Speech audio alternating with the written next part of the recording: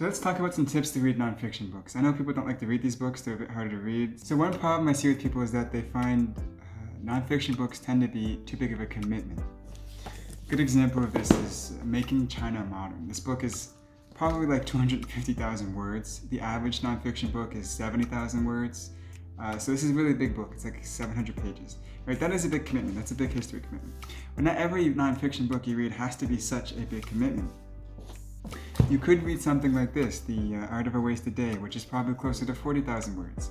If I had to compare, Making China Modern would probably take you like 60 to 70 hours to read. This would probably take you, especially since the language is going to be easier, maybe 12 hours to read. Not as hard of a read. So not every book has to be such a big commitment.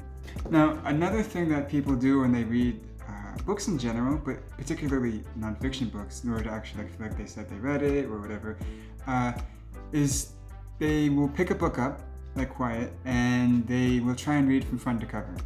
Now, I don't suggest you take the Tai Lopez route where you say you read like 5 books a week and then what you're really doing is just reading one chapter and then saying you read the book. I don't suggest doing that. But you don't always have to finish a book. It's perfectly okay to pick up a book and feel like, oh, well, you got bored of it and, therefore you don't want to read it anymore. I know someone who read this book and they read halfway and they found that the person was repeating themselves and the points were being redundant, and so they found that, okay, well, I'm not going to finish the book. And they put the book down, they didn't read the book. That's totally fine.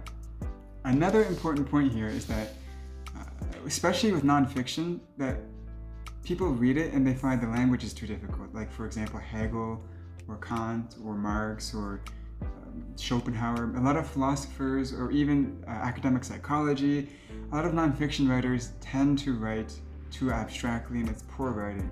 And to substantiate this, here's a book called Stylish Academic Writing, which should be basically synonymous with stylish nonfiction writing. In this case, what she found doing big studies, big corpus analysis studies where they just gather bunches of papers and look for how many abstract words are used, how many concrete words are used. She found a lot of academic writers actually write poorly. They write in passive tense too much, and then when passive tense is needed, they don't use it appropriately. They use over-abstraction, abusive abstraction. They abuse it way too much. The language isn't concrete. They have a lot of stuffy words that she calls, like basically if, is, such that, these kind of expressions, which are very stuffy and overly abstract, not concrete. They're not very direct and punchy.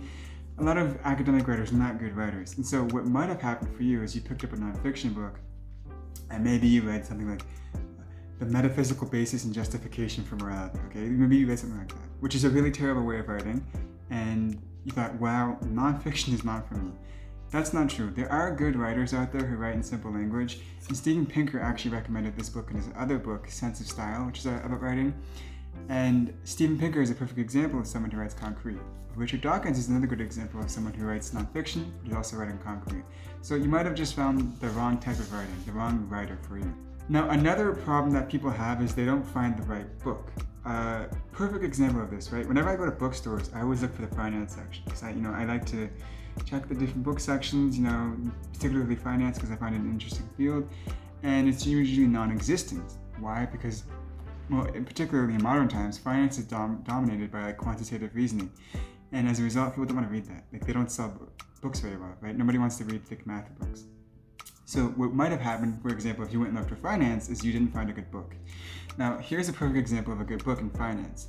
There's a famous economist named Alfred Marshall, or I think that's how you say his name, who said that any mathematical proof must, after being proven in math, be put into English. And here's a good example of this. This guy puts everything into ordinary English, and it goes over the history of coins, the history of say loans, debt, interest.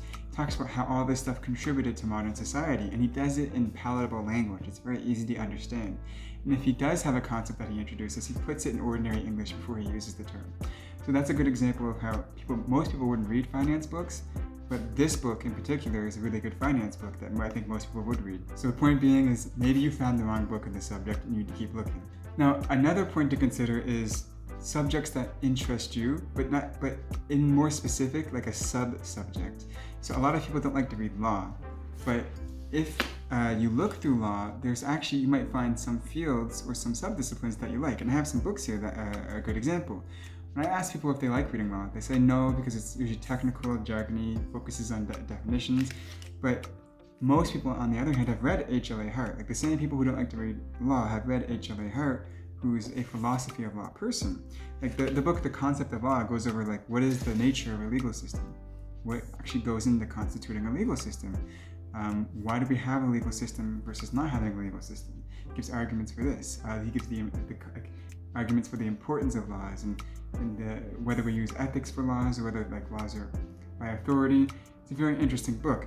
Another example of this is how sometimes social like norms or societal morality can conflict with laws, and that's what Ken Green, I think, goes over. Is talks about how laws and morals sometimes conflict with one another, and I think that's a particularly interesting subject that you might not necessarily find if you just look at, say, like an introduction to law or like criminal law. This is more like the philosophy of law. So if you find the right subdiscipline, say the discipline of law, then you might be more inclined to read that in that area. Now, the last point I want to mention here is not every nonfiction book has to be so serious. You don't have to read such a thick book. One of my favorite nonfiction books is The Philosophy of Walking. It's super fun to read. Even though it was translated from French to English, it's still like written amazingly. It's fun to read, and the concepts are really, really interesting. He talks about, for example, the difference between walking from point A to B versus just walking, right? Like there's no end goal in mind, you just walk. He talked about the different background noises you can experience when you're walking. For example, if you're walking in a city, the background noise is going to be cars, people, horns, yada, yada, yada. Or comparatively, if you walk in a forest, the background noise will be produced by, say, your footsteps stepping on pebbles or crunching leaves. There's a very different background noise when you're walking in different areas. Another cool part of the book was where he talked about how a lot of philosophers and academics like to walk. Immanuel Kant loved to walk every day at a certain time, or how Friedrich Nietzsche thought that walking 8 hours a day was essential for good critical thinking, or even how some other philosophers who were naturalists said that the best way to walk was the best way to think was to walk across the country.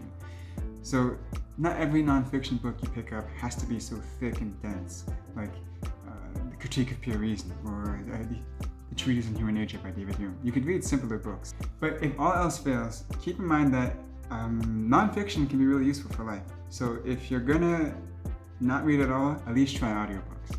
With that being said, ciao.